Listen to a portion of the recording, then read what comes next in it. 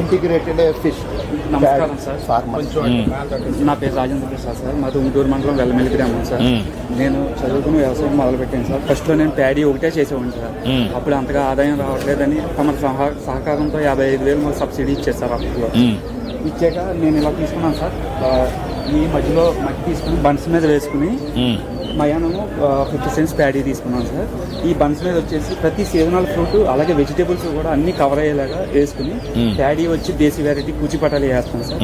మయానేమో fish వేసుకుంటున్నాను sir. ఎకరం పొలంలో ఎటువంటి కెమికల్స్ యూజ్ చేయకుండా నేచురల్ ఫార్మింగ్ చేస్తున్నాను సార్. మా భార్య నేను చేస్తున్నాను. ఎంత చేయగలుగుతున్నావు? 2,30,000 వస్తుంది సార్ నాకు ఆదాయం. 2,30,000 వస్తుంది సార్. అంటే నెలకు 20,000 రూపాయలు ఆదాయం వస్తుంది సార్. 1 ఎకరా చేస్తాను. అవును సార్. భార్య భర్త కలిసి. అవును సార్. చాలా మాకు మంచి. ఇప్పుడు ఎన్ని గంటలు పని చేస్తున్నావు దీని మీద? నేను మా భార్య నేను కలిపి రోజు 3 అవర్స్ అట్లా పని చేస్తాను. 3 అవర్స్ పని చేస్తాను.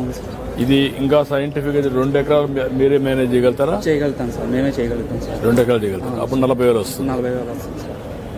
అలాగే ఇందులో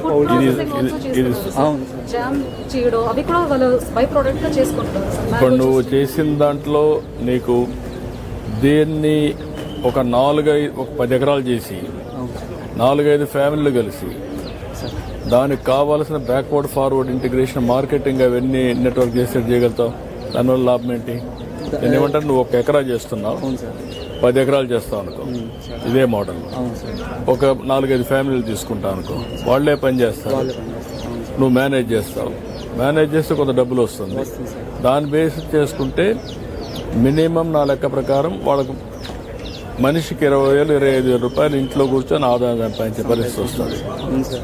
ఇద్దరం కూడా భార్యాభర్తలు మేము చదువుకున్నాం సార్. బీటెక్ చేసి జాబ్ కూడా చేసి వదిలేసి ఇక్కడ నిజంగా నేను అందరం అమ్మని ఇచ్చేస్తారు. వచ్చాక మీరు 55,000 సబ్సిడీ ఇచ్చాక మంచి పేరు వచ్చింది. మోడల్ కొంచెం వర్కౌట్ చేయాలి.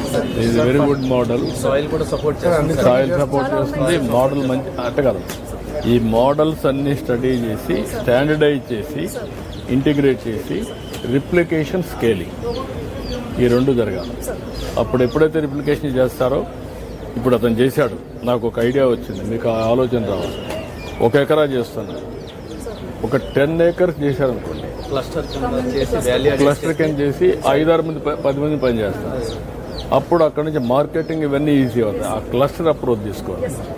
Farmers cluster.